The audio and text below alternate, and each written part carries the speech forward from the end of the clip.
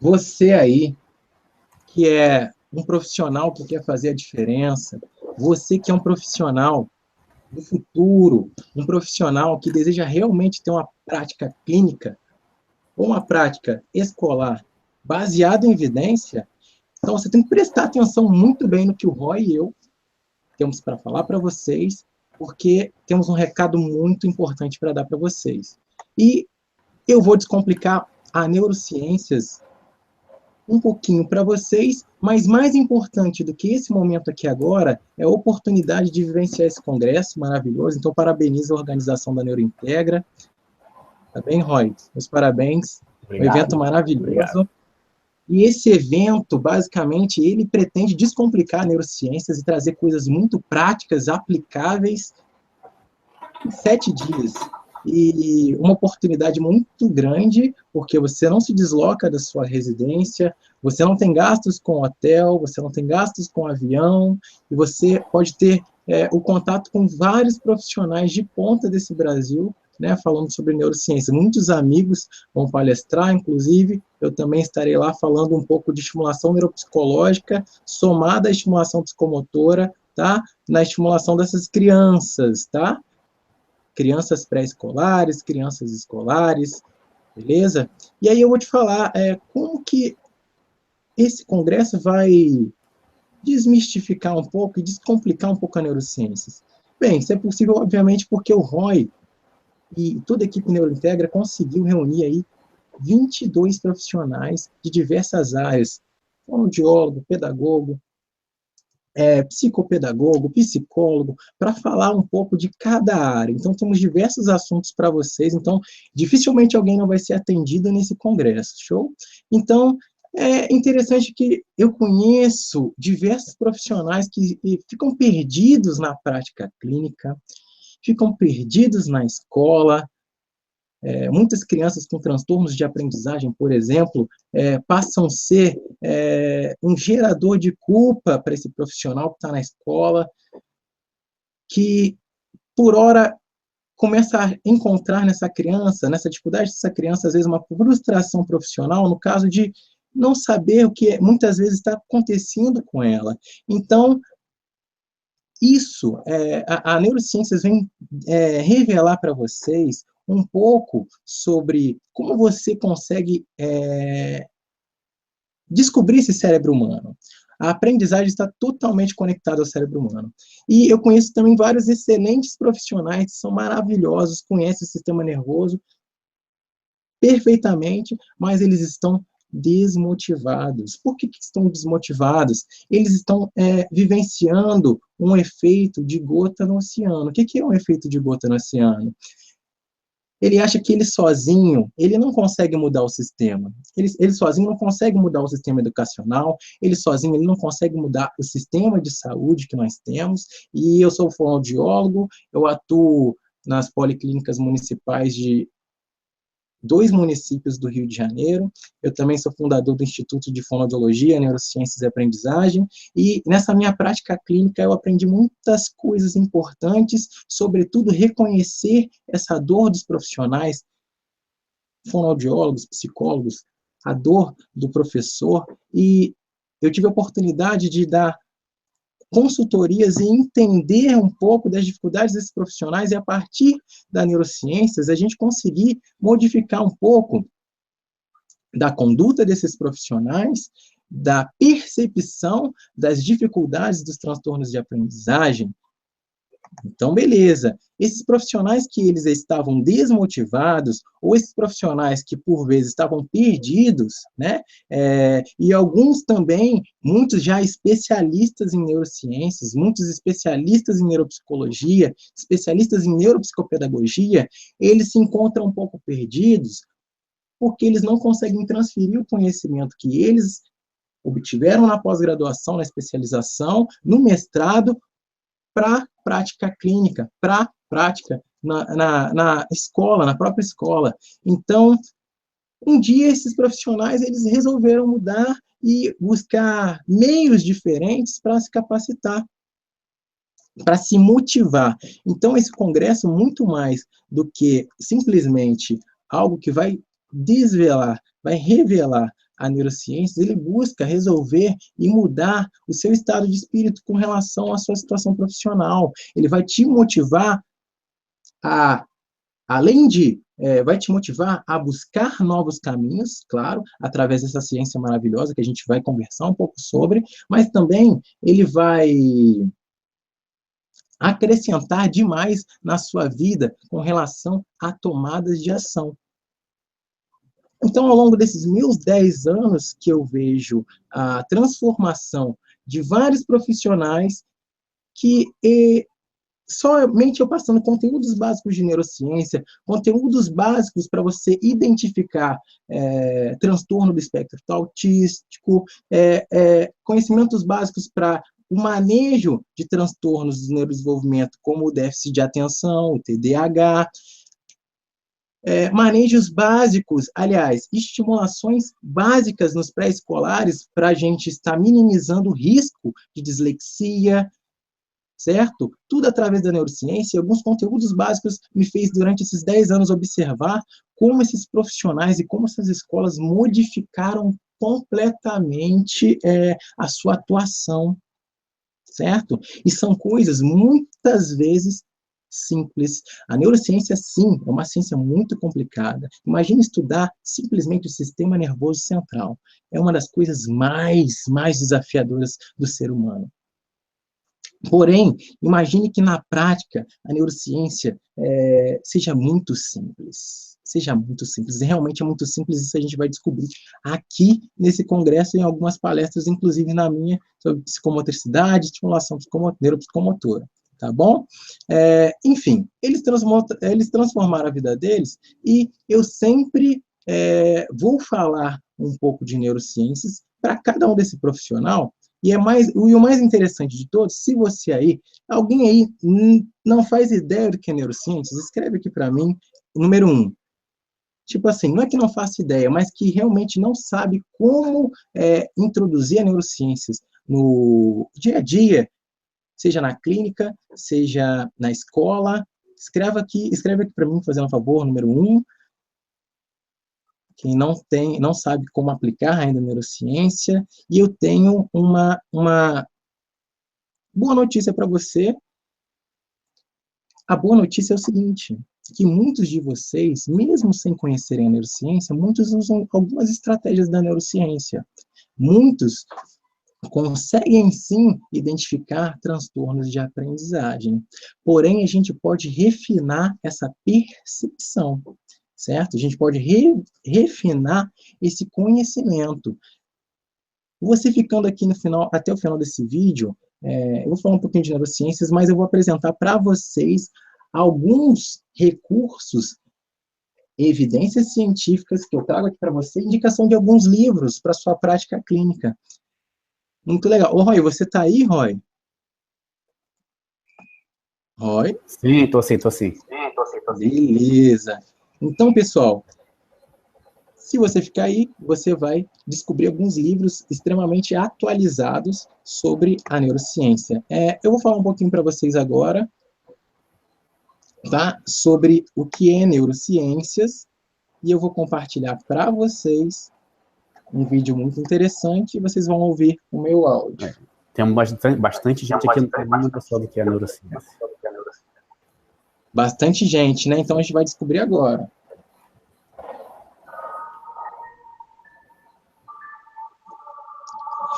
Então, pessoal, o que, na verdade, são as neurociências? Como aprendemos? Como nos emocionamos? Isso tudo, a neurociências vem trazendo com seus mais recentes estudos para que possamos agregar valor na educação. Ok? Bem, e vocês devem ter percebido que eu não falei o que é neurociências. Eu falei o que são neurociências, a gente já vai descobrir o porquê disso. Então, como é que o nosso cérebro produz o nosso comportamento? Por que a gente se emociona? Como é que a gente aprende? Como é que a gente toma decisão e por que a gente toma decisão? O que a gente é? O que a gente é? O que somos? E como somos? Tudo isso é mediado pelo cérebro. Então, a gente viu esse vídeo, certo? Sobre a neurociências, e agora eu vou falar um pouquinho para vocês da neurociências aplicada à aprendizagem. Eu vou aqui preparar o meu slide para mostrar para vocês, tá bem?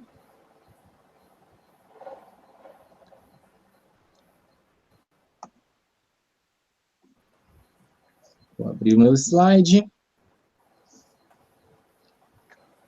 Todo mundo me ouvindo bem?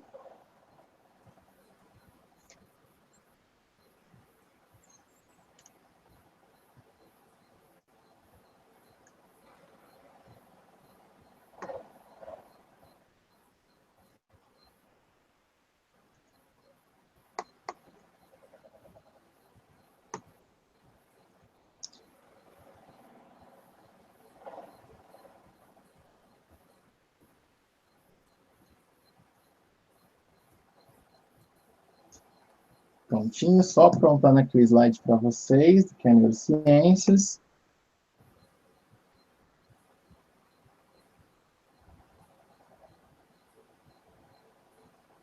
Beleza, prontinho.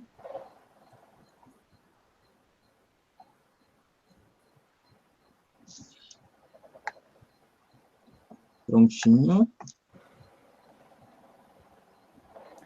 Vamos lá, pessoal.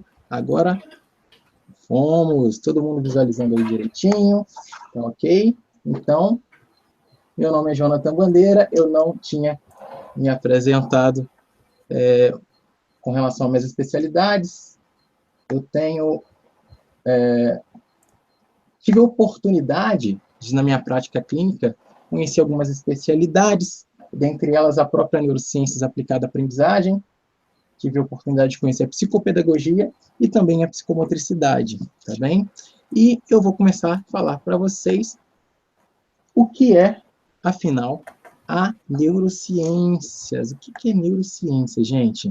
Se a gente fosse falar assim bem resumidamente, a neurociências é simplesmente o estudo do sistema nervoso central e as suas ligações com toda a nossa fisiologia. Como assim a fisiologia? O nosso funcionamento. Eu perguntei para vocês como nos emocionamos, como aprendemos. Então, a neurociência veio revelar como funciona realmente o nosso organismo.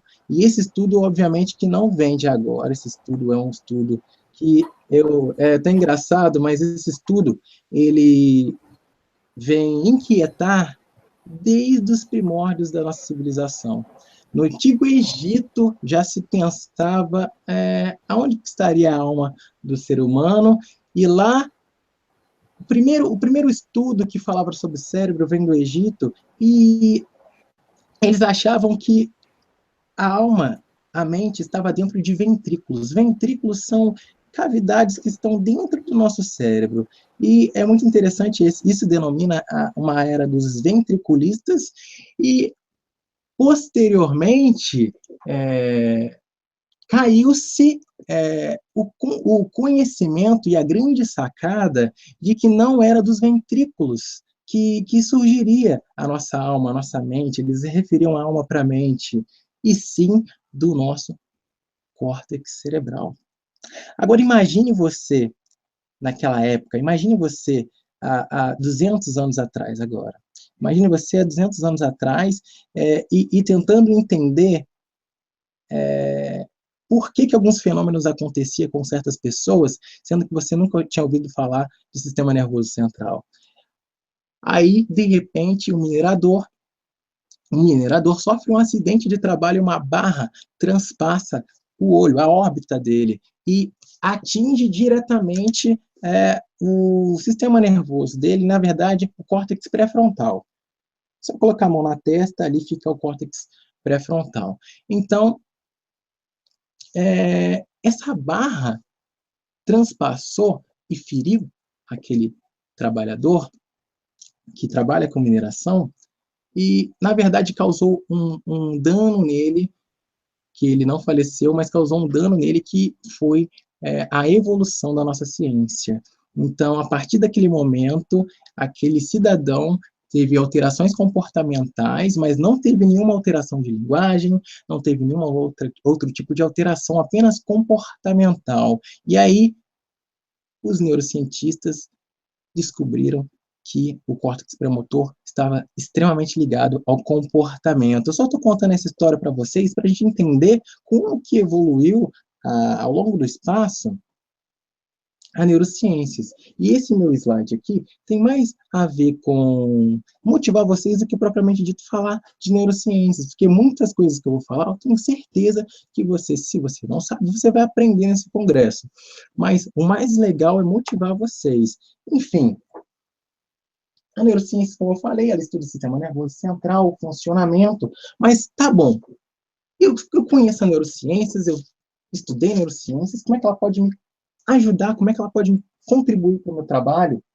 Bem, ela vai ajudar muito, muito, muito na nossa prática clínica, na nossa prática educacional, simplesmente porque é através dela, dentro dos ramos da neurociência, que são vários, então existe a neurociência cognitiva, que vai estudar, sim, como que aprendemos. E como aprendemos envolve diversos sentidos, no sentido de percepção e outras habilidades. Então, vocês estão vendo esse slide meu que fala aí um pouco da estrutura do sistema nervoso e tal, do funcionamento do sistema nervoso, mas esse slide é só para aguçar vocês e eu não vou citar esse slide. Por isso que eu vou jogar ele para o cantinho lá. Está lá no cantinho, que eu não quero saber de sistema nervoso central, eu não quero saber de nada difícil agora, eu quero saber de coisas que vão nos motivar. Então, como é que a gente pode entender sobre o sistema nervoso? Beleza, entendi sobre o sistema nervoso, eu fiz especialização no sistema nervoso, mas agora, será que essa especialização em neurociência, será que ela vai agregar na minha vida? Será que eu realmente vou ter uma atuação eficaz? E a resposta é que talvez.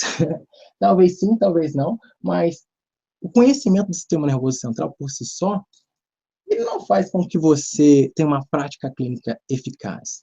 A gente precisa de ter uma postura reflexiva, a gente precisa de ter um olho clínico, um senso crítico, para a gente conseguir aplicar isso. Talvez você não esteja aplicando isso direito, porque justamente nas nossas especialidades, estavam muito preocupados em passar muito conteúdo para a gente e não nos proporcionar realmente uma atuação profissional eficaz.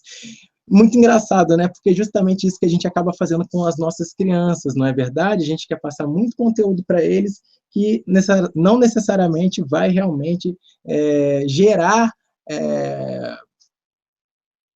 uma construção social, não vai gerar um conhecimento funcional para a vida daquela criança, e muitos vão usar apenas a memória dele de curto prazo, vão decorar aquelas atividades e logo depois de fazer a sua provinha vão esquecer tudo. E basicamente a gente vai conseguir sim levar a nossa teoria à prática, e para isso que surge esse congresso e diversos outros congressos que existem de neurociência.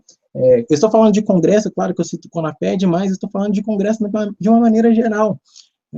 Então, você consegue, sim, conseguir levar a teoria para a prática a partir do momento que você consegue entender que a neurociência ela estuda a percepção, a atenção, a memória dessa criança que está lá muitas das vezes com dificuldade de aprendizagem, ou dessa criança que não tem dificuldade de aprendizagem, mas que o profissional, o professor, por exemplo, não tem recursos que facilitem a atenção, a memória, a aprendizagem no geral dessa criança. Então, a gente precisa conhecer essas ferramentas.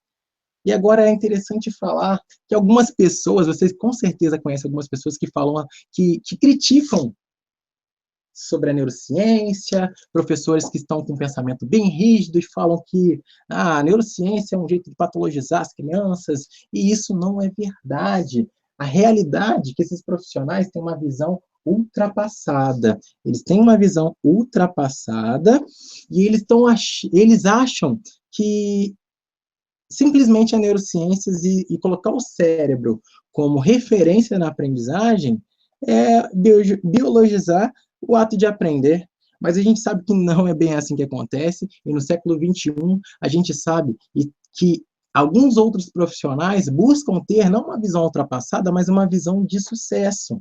Porque o cérebro não é... O cérebro sendo visto como um ato de aprender, não é biologizar e nem patologizar a aprendizagem e seus distúrbios. Não é isso. Você conhecer o cérebro é conhecer sobre si, é conhecer quem faz você atuar sobre o mundo. É conseguir entender um mecanismo que consegue integrar todos os seus conhecimentos e, claro, é uma fonte de registro. Fonte de registro, sem registro não temos aprendizagem. Então, eu coloquei a máxima aí do grande Zorzi com a Thelma, que fala que negligenciar os mecanismos cerebrais responsáveis por aprender é desconsiderar o principal componente da evolução humana, ou seja, é desconsiderar o cérebro. Se você tem uma visão rígida, uma visão ultrapassada sobre neurociências, é porque você talvez não conheça realmente a neurociências na sua prática. Claro que o estudo é extremamente complexo, mas a prática da neurociência respeita, sim, todos os aspectos sociais e culturais da criança. Ela não pensa só no cérebro, mas ela sabe que é a partir desse cérebro que a criança, sim, vai atuar e vai responder por esse meio, beleza? Bem, o funcionamento mental é a base para a aprendizagem. E com essa frase eu falo para vocês o seguinte: é por isso que estudar neurociências é tão importante para os professores e para os profissionais que querem trabalhar com aprendizagem, seja fonoaudiólogo, seja psicólogo, psicopedagogo. Então, quando a gente começa a mapear, entender como funciona o cérebro da criança, os mecanismos de atenção, os mecanismos de memória, o que provoca, talvez, a retenção dessa informação, que o sistema límbico age diretamente sobre a memória. O sistema límbico é a parte que trabalha as emoções. E, às vezes, na sua prática clínica, como é que você age com a emoção da sua criança? Uma música, uma atividade psicomotora, isso tudo pode agregar conhecimento e agregar, sim, retenção de informação para essa criança. Então, a gente precisa de ter algumas outras estratégias em sala de aula que vão realizar estimulações para o desenvolvimento. Gente, não se assustem com esse monte de caixinha, com esse monte de caixa, porque isso daí não é complexo, e eu vou resumir isso tudo para você agora em uma linhazinha. É o seguinte: simplesmente para você, profissional, entender sua importância na sala de aula e entender sua importância na clínica. A nossa prática é que define o desenvolvimento neurobiológico dessa criança, que, por sua vez, reflete em aprendizagem. O que eu quero dizer com isso? Eu quero dizer que você que é professor, que está me ouvindo, você que é fonoaudiólogo, e você que é psicólogo, psicopedagogo, que as atividades que você proporciona para essa criança, no momento crítico, muitos em momentos críticos do desenvolvimento cerebral, o que significa isso? No momento de melhor oportunidade de ganhos, de melhorização do nosso cérebro, de 0 a 3 anos, e claro, na primeira infância, no geral, até 6 anos, e depois um pouquinho também, estamos num sedento por informação, e claro, está apto à transformação. E aí a gente vai cair na palavra neuroplasticidade. Então, as nossas atividades é simplesmente modificar o ambiente que a gente tanto estudou. A gente não estuda que os fatores, os aspectos sociais que vão influenciar no desenvolvimento cerebral, só que o ambiente que nós falamos é você, professor que está na escola, é você, clínico, que vai proporcionar estimulações cognitivas. E mesmo você nunca tendo visto neurociências na sua vida, você lá na escola, você está fazendo uma estimulação cognitiva. A aprendizagem escolar, distanciando um pouco dessa aprendizagem geral, ela é basicamente uma estimulação cerebral para as nossas criancinhas. Ok? Então, a gente vai sim, com a nossa prática, estimular o nosso desenvolvimento neurobiológico, e aí a gente vai adquirir comportamentos e vai adquirir maturidade neurológica, ok? Como é que a gente adquire isso? Através da estimulação do nosso dia a dia, na sala de aula, nossa clínica, a gente vai estimular a atenção, a memória, a linguagem e as funções executivas, ok? E tudo isso, na verdade, é a aprendizagem. E por que eu estou falando isso para você? Você tem algum educador? Tem alguém que trabalha com educação infantil? Se tem, escreve aí, sim. Tem, beleza, tem. Alguém que trabalha com educação infantil? Alguém que trabalha com ensino fundamental? Tem aí? Então, olha que interessante. Gente, vocês sabiam que lá no nascimento, 0 anos de vida, aquela criança que está amamentando no seio da mãe, a mãe que cantarola, a mãe que mina, a mãe que muda seu tom, sua prosódia, para encantar aquele bebê, você sabia que a gente está trabalhando naquele momento já a atenção daquela criança? Você sabia disso? Então, o que eu quero dizer com isso é que o nosso cérebro não nasce pronto. Ele nasce sim, com as suas condições reais de uso, seu funcionamento íntegro, ok. Mas eu quero dizer que depois daquele nascimento, daquele cérebro biologicamente perfeito, todas as nossas ações vão criar neles novas conexões.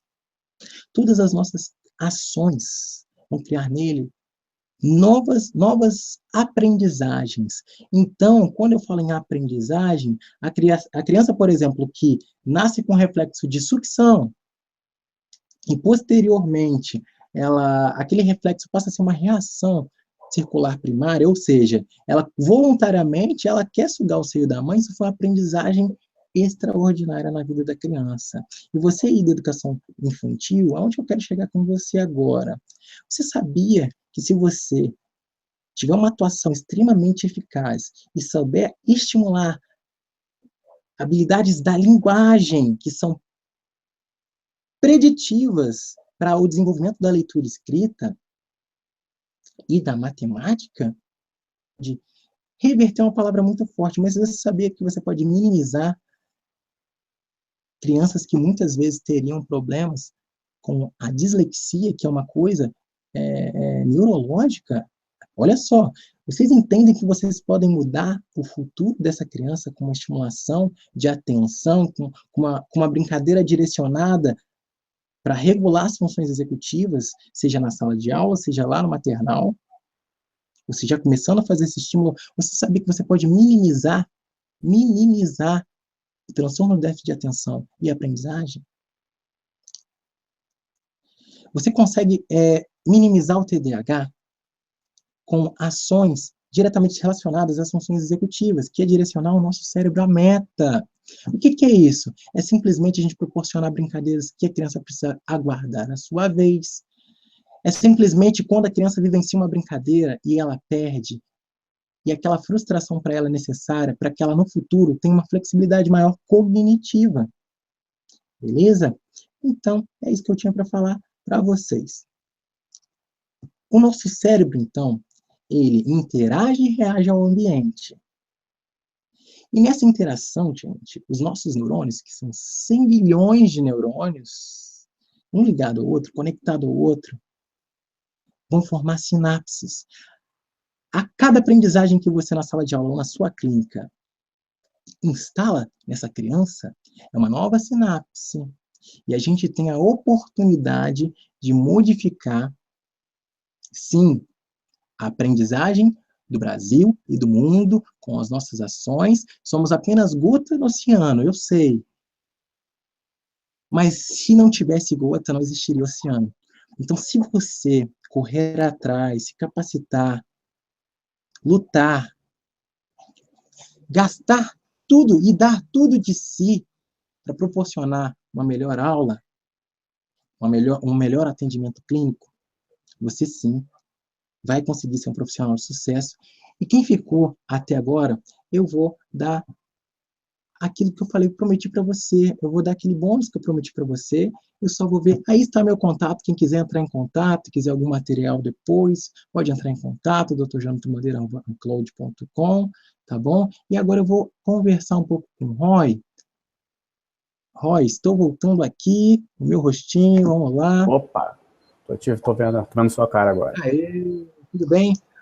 Ô, Roy, eu falei um pouquinho da neurociências, mas na verdade eu só dei uma pincelada e agucei a curiosidade de todo mundo com relação a esse congresso. Eu tenho certeza que muitas pessoas, o que eu falei, ajudou elas sentirem que é neurociência, mas também eu sei que eu não falei novidade nenhuma. E nesse congresso a gente vai aprender muito mais sobre isso. E o mais bacana que é o que eu vim fazer aqui é mostrar como é que isso se reflete na prática agora, mostrando o bônus que eu falei que ia dar, que é apresentar alguns livros que eu utilizo na minha prática clínica. Com certeza, mostra aí pra gente. Vou mostrar. Ô, Roy, o que é interessante a gente entender da neurociências? A neurociências traz um corte interessante para a gente, porque antigamente nós tínhamos, clínicos ou professores, não tínhamos uma prática voltada à evidência. O que é isso? A gente não tinha um embasamento científico para as nossas práticas. Então, alguns profissionais acertavam, ok, mas alguns e muitos profissionais erravam. E como é que eu sei que eu erro? Como é que eu sei que as pessoas erram? Bem, eu vou contar para vocês, por exemplo, uma história de uma criança que chegou para mim, por exemplo, com 7 anos de idade, com dificuldades de aprendizagem já, a gente sabe que com 7 anos de idade ela ainda está aprendendo todo o sistema fonético fonológico. Ok. E nessa avaliação, a mãe começou a mencionar algumas dificuldades que essa criança tinha naquela anamnese que a gente faz com essa história, dificuldades na aquisição da linguagem, por exemplo, com 3 anos de idade. Mas ela chegou para mim com 7 anos de idade. Então, aquelas dificuldades de linguagem, lá naquela idade precoce, infelizmente, tirou dessa criança, roubou dessa criança, a possibilidade dela ter as habilidades preditivas, por exemplo, da leitura escrita. E o que aconteceu com essa criança? Essa criança ela virou um copista. Copista, todos sabem o que é um copista. Copista é quando a criança consegue só apenas realizar a cópia, mas não tem a funcionalidade da leitura escrita. A criança não consegue transcrever, por exemplo, um som em uma letra, ou seja, um fonema em um grafema. Ela não tem essa habilidade, ela simplesmente copista. E você entende que quando você vê um copista na sala de aula, quando você vê uma criança parecida com essa que eu te falei, você entende que ela só é copista porque alguém errou com ela, que ela só é copista porque os profissionais que assessoraram essa criança, muitas das vezes podem até ter estimulado elas cognitivamente, mas queimaram etapas, fizeram intervenções ineficazes lá no maternal, na primeira infância. Muitas pessoas preocupadas em estimular, as escolas estão preocupadas com essa estimulação, deram atividades aleatórias sem saber realmente o que aquela criança precisa naquela etapa. Então, é como se a gente subisse uma escada, mas pulasse degraus, o risco de cair é muito grande. Então, a criança que é copista não é simplesmente copista porque ela nasceu biologicamente com uma dificuldade. E sim, também isso é um erro metodológico, mas eu não falo metodológico no sentido de você errar na sua metodologia, ensinar mal o seu conteúdo, mas no sentido de você, às vezes, ter todas as ferramentas na sua mão, mas você não saber a ordem que você aplica, nem a idade certa em que você aplica. Então, esse congresso, Roy, ele é muito interessante para a gente conseguir aí colocar na prática clínica e educacional desses professores o que pode salvar essas crianças. E sim, somos gotas no oceano, repito, mas somos gotas no oceano que formam o oceano. Então, a gente, se começar da gente, a gente vai mudar isso. E a neurociências é uma esperança para o professor, aquele professor que não tem motivação para, às vezes, estar indo ao colégio, para dar sua aula, acha que nada vai mudar, mas a neurociências é uma esperança para a gente, porque ele, conhecendo a neurociências, ele vai ver o comportamento de uma criança, ele vai entender que aquele comportamento daquela criança não é uma birra, ele vai entender que o comportamento daquela criança, às vezes, é um reflexo de um transtorno do neurodesenvolvimento. Ele vai conhecer, ele vai entender que aquela criança que ele passa a sequência, ele passa a atividade, não consegue realizar ou reter aquela informação, ele vai conseguir identificar que aquela criança tem, sim, uma dificuldade na memória, mas não é visual. Ele faz atividade visual de memória, ele consegue memorizar tudo, mas a dificuldade dele está muitas das vezes na memória auditiva. Então, esses detalhes que fazem a diferença na nossa prática clínica. Roy, eu tenho aqui, olha só, acho que todos conseguem ver.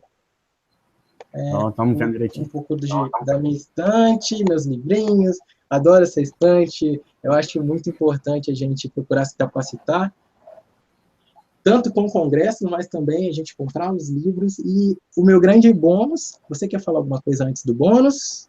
Não, pode dar continuidade aí, senão a gente vai tirar dúvida sobre como. Então, o grande bônus é realmente aplicar agora a neurociência para vocês. Aplicar a neurociência para vocês no sentido de mostrar algumas ferramentas que vocês podem ter para vocês conseguirem aguçar e aprimorar sua prática clínica e, claro, educacional. E é interessante, primeiramente eu vou começar com o meu primeiro livro. Esse foi o primeiro livro, todo mundo, você que é psicólogo e fonoaudiólogo principalmente, você conhece esse livro. Esse foi o primeiro livro que veio trazer a neurociência para a gente, mas todo mundo temia esse livro, tchan, tchan, tchan, tchan. Todo mundo se assustava, e era esse livro aqui. Lembra das aulas de neuroanatomia, gente? Mas essa não é minha indicação, tem uma indicação muito melhor. Eu tenho certeza que todo mundo que está assistindo a essa live, o Roy, na época da aula de neuroanatomia, se assustou com aquele emaranhado de conhecimento com relação ao sistema nervoso central e outras coisas. Mas imagine você que esse conteúdo aqui, que você está vendo agora, que está organizado sim, mas aqui não tem fórmula nenhuma, Roy. Aqui você precisa de ter senso crítico para você conseguir realizar isso. A gente precisa ter muito estudo para conseguir realizar isso. Mas aí, a neurociências veio simplificar as nossas ações, nossas atuações, intervenções, propondo protocolos de intervenção, propondo protocolos de avaliação. Então, eu vou começar, Roy.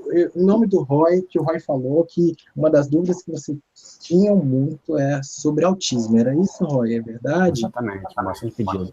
Então eu vou começar com a minha dica de literatura para vocês acessarem isso. Eu não posso dar esse material, infelizmente, para vocês, porque ele tem direito autoral, mas eu vou apresentar para vocês aonde vocês podem encontrar esse material. Então, para quem já conhece, ou quem não conhece, bem, o que a gente vem encontrado muito nas escolas onde eu trabalho, Roy, são professores que desconfiam que as crianças têm autismo, e também tem um segundo professor que nem imagina o que é autismo e nem faz ideia porque que aquela criança está ali, com movimentos estereotipados das mãos, porque aquela criança não foca no olhar dela, porque aquela criança não sorri de uma maneira mais socialmente evidente. Então, tem muitos professores que estão cegos, não conseguem ter essa percepção, e tem outros que conseguem ter essa percepção, mas elas não conseguem ter ação. O que é isso? Primeira coisa, imagina, gente, seja você fonoaudiólogo, psicólogo ou pedagogo, psicopedagogo, imagine você falar para uma mãe que desejou feito, falar que ela corre o risco de ter autismo. Beleza, eu acho que é uma coisa muito, muito, muito difícil até para a gente, certo? Mas eu não vou falar não vou falar especificamente para isso, mas eu vou falar para vocês como é que vocês podem, como posso dizer, salvar realmente a vida neurológica dessas crianças com autismo. Identificando precocemente. Então, para isso, eu vou mostrar para vocês, tá? 2 livros, tá? Alguém já conhece? Deixa um pouco parado na tela aí para o pessoal conseguir olhar. Dá um de cada vez, né? Exate, manual de rastreio precoce. Para que servem esses protocolos? E o outro é esse daqui, ó. Opa, consegue enxergar? Instrumento de vigilância precoce. Levanta mais um pouquinho, tá difícil de enxergar. Aí, qualquer coisa a gente depois disponibiliza para eles também. Então tá aqui, ó. Peraí. Opa, ok. Esse aqui é um instrumento de vigilância precoce para autismo. Como assim, gente? Primeiramente que aqui tem um vídeo para vocês, bacana demais, falando sobre cada comportamento que a gente tem que observar. E nesse livro, traz aqui para vocês um checklist para você identificar, observar alguns sinais que o autismo, ou alguns sinais que essa criança com autismo vai apresentar, ok? Então, aqui também está outro, deixar um pouco parado, né, Roy? Isso, levanta mais um pouquinho. O ESAT é muito famoso, o ESAT é famoso, mas, como posso dizer, é famoso no mundo acadêmico, com estudos, mas não é famoso assim de prática, não. Muitos não usam o ESAT por desconhecimento, mas é tão importante essa ferramenta.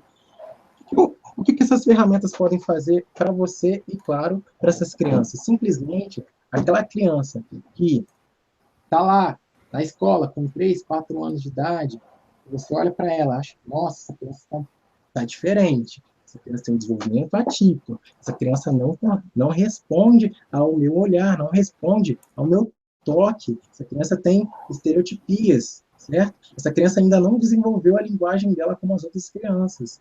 Imagine você, crianças que não têm um comportamento tão externalizante, também tem autismo, que você não faz a ideia que tem, porque no meio, imagina uma sala de aula com 15 crianças, às vezes você não vai perceber, porque seu olhar não foi treinado para isso. Mas você tem, principalmente os clínicos,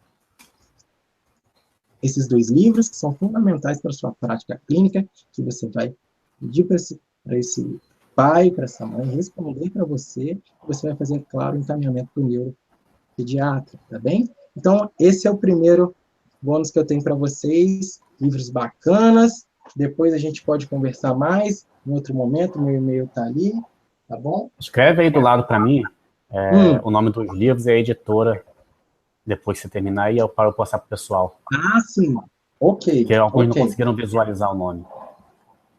Agora, um bônus para quem é fonoaudiólogo. Para quem é fonoaudiólogo, o fonoaudiólogo tem um embate em uma dor muito grande, Roy. O fonoaudiólogo e o psicólogo. Qual é a dor do fonoaudiólogo e do psicólogo? É que é difícil você palpar habilidades cognitivas e linguísticas. Como assim? O fonoaudiólogo e o psicólogo vendem um serviço que é totalmente abstrato, que é melhorar a inteligência e a linguagem humana. E é muito difícil, às vezes, a gente dar um feedback correto para essa mãe, ou muito difícil, às vezes, a gente estipular para ela um prognóstico, ou seja, estipular para ela quanto tempo que o filho dela vai ficar bom, ou vai melhorar determinada habilidade, etc. Beleza. O que eu quero falar para vocês é o seguinte, principalmente as crianças que têm problemas fonológicos, eu vou mostrar para vocês um livro, espero que todos conheçam, se não conhecem, vale muito a pena vocês conhecerem, que é o programa de remediação fonológica, que, claro, eu utilizo na minha prática clínica, tá? Então, aqui, como é que funciona isso? Basicamente, em 16 sessões, você vai, nesse programa, passo a passo, baseado em evidências, ou seja, para chegar nisso daqui, Roy, a evolução científica teve que ser muito grande. Primeira coisa, é entender que problemas no processador fonológico podem, sim, repercutir em dificuldades de leitura e escrita.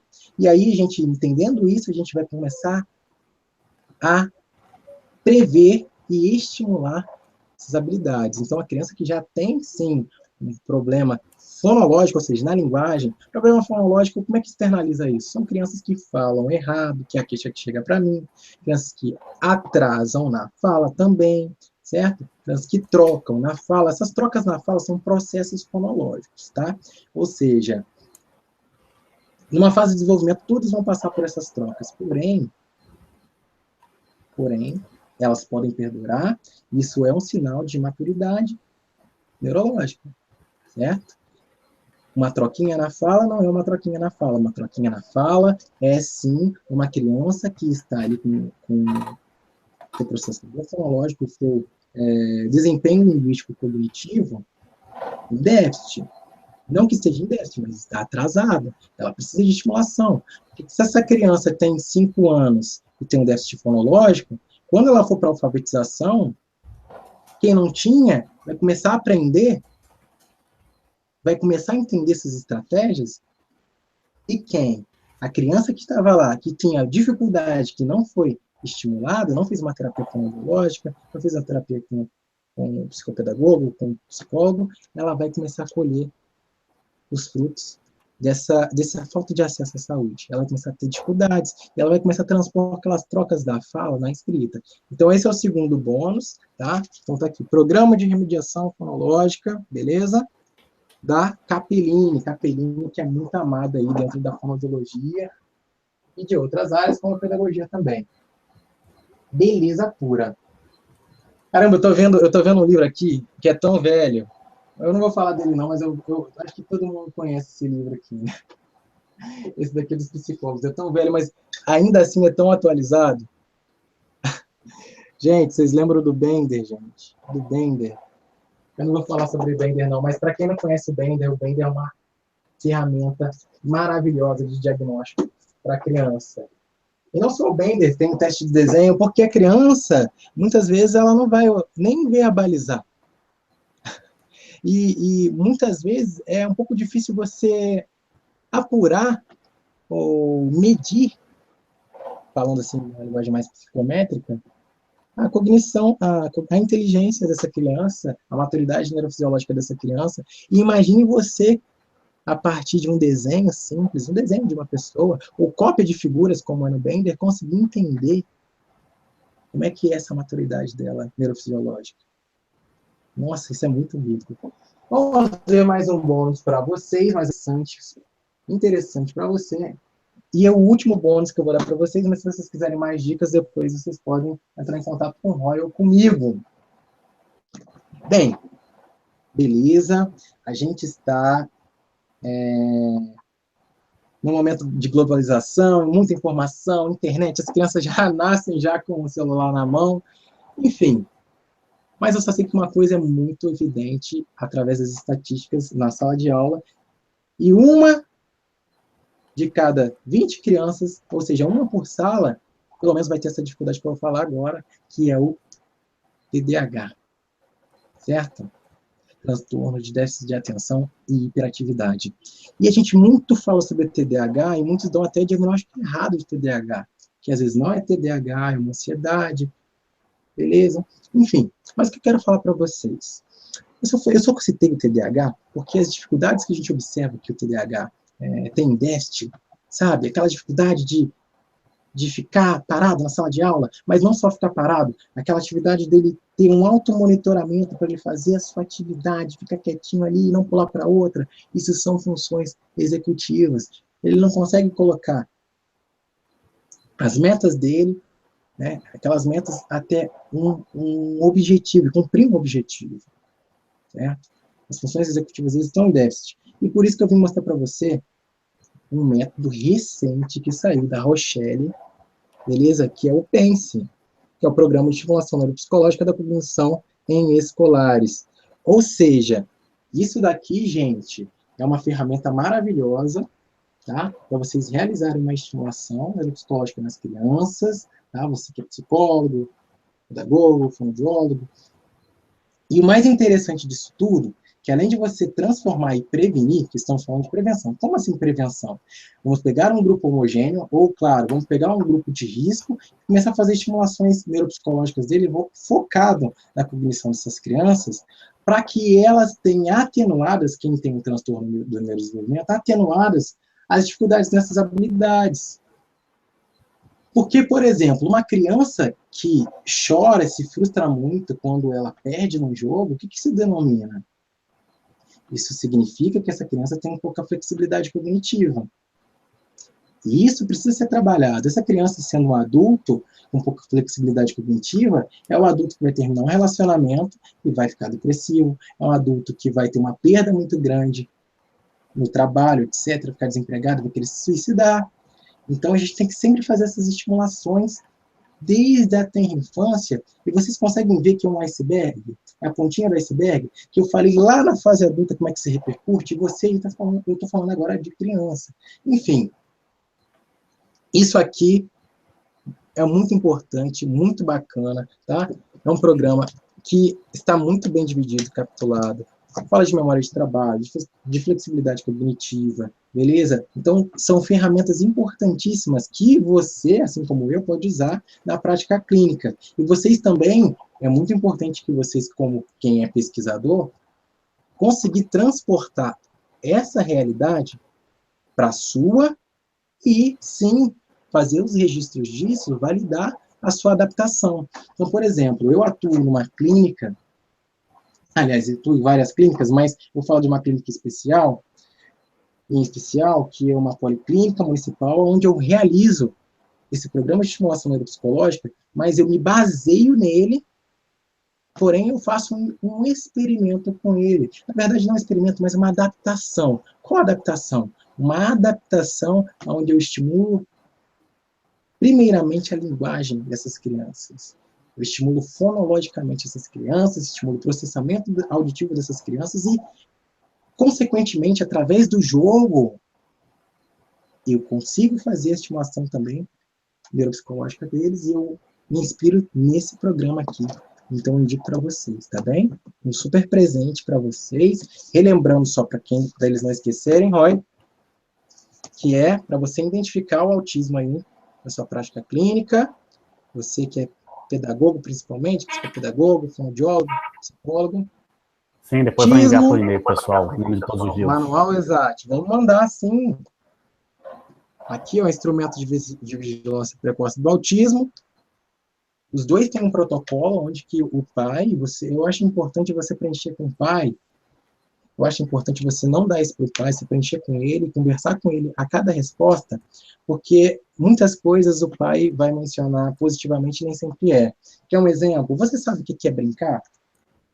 Bem, brincar tem toda a questão simbólica, etc. E, às vezes, a criança não brinca, ela manuseia o objeto, a criança manipula o objeto, a criança não brinca, a criança leva a boca, muitas crianças ainda na fase oral, que mesmo com a idade, por exemplo, hoje mesmo eu atendi uma criança que tinha 3 anos de idade, com um atraso significativo do neurodesenvolvimento, mas que ela estava aí apenas transferindo o objeto da mão para a outra e colocando na boca, ou seja, ela não brinca. Mas se eu perguntar talvez para a mãe dessa criança, ela vai falar que brinca. Então é muito importante vocês questionarem isso com ela. Mas como é que é a qualidade dessa brincadeira? Tá, seu filho sorri, mas como é que é a qualidade desse sorriso? Claro, você na clínica vai brincar e vai intervir, vai responder esse checklist também, e através do checklist você vai dar para o neuropediatra um raio-x mais preciso dessa criança. Beleza? Agora eu falei sobre quem precisa trabalhar aí, principalmente com o audiólogo, com a remediação fonológica, um programa bacana, é uma dor muito grande do fonoaudiólogo e do pai, saber em quanto tempo a criança vai ter a alta. Então, com esse programa, você, claro, não vai saber em quanto tempo ela vai ter a alta, mas você pelo menos vai ter um norte de falar que tem começo, meio e fim, e que depois desse fim, na verdade não diz um fim, é só o fim de uma etapa que a gente vai ver se essa criança vai recomeçar e ser reestimulada ou não. Então é tudo baseado em evidência, e o último é esse programa de estimulação neuropsicológica muito bacana. Roy, é isso que eu tenho para falar para você. E aí, agora eu vejo você no congresso, eu vejo você no Conaped, na palestra de estimulação neuropsicológica. Com certeza, se Deus quiser. Problemas de aprendizagem. Muito obrigado, mas eu vou ficar aqui com você, claro, muito obrigado a você, muito obrigado a quem está aí me assistindo até agora, tá? Então, meu nome é Jonathan Bandeira, quem quiser pode me procurar, quem quiser pode falar com o Roy, estamos aí para ajudar vocês ao máximo. É um prazer compartilhar a experiência com vocês, é um prazer falar de neurociências com vocês. Um forte abraço, mas eu estou aqui, tá? Fica com Deus, vou deixar aí a fala para o Roy. Ok, muito obrigado, Jonathan, valeu mesmo, foi muito legal. Então, pessoal, o objetivo dessa live aqui é mais falar um pouquinho sobre neurociência, porque muita gente não entende do que é. Agora, o Jonathan falou vários livros aí, eu vou enviar por e-mail, tá, para vocês. Vamos tomar muito tempo aqui nosso, tá? Então, vou enviar, ele vai escrever o nome lá do livro, mais a editora, e eu vou mandar para vocês por e-mail, para vocês pesquisarem na internet, tá bom? Então, agora eu vou tirar algumas dúvidas referente ao congresso. Recebi algumas dúvidas que são muito comuns aqui, referente ao evento. Se vocês tiverem alguma dúvida que queiram saber, você pode escrever nos comentários aqui embaixo, tá? Eu estou entrando aqui lá na página do Conaped, da live, para eu ver melhor as dúvidas das pessoas, que se couber no tempo e se for pertinente, a gente conversa aqui também. Vai lá, show. Rony. Então, vamos lá ver algumas dúvidas muito comuns sobre o Congresso. Como é que vai funcionar o Congresso? Como é que funciona o Conaped? O Conaped, ele funciona da seguinte forma. Teremos uma semana aí de Congresso. São 21 palestrantes. Serão 3 palestras por dia em horários determinados.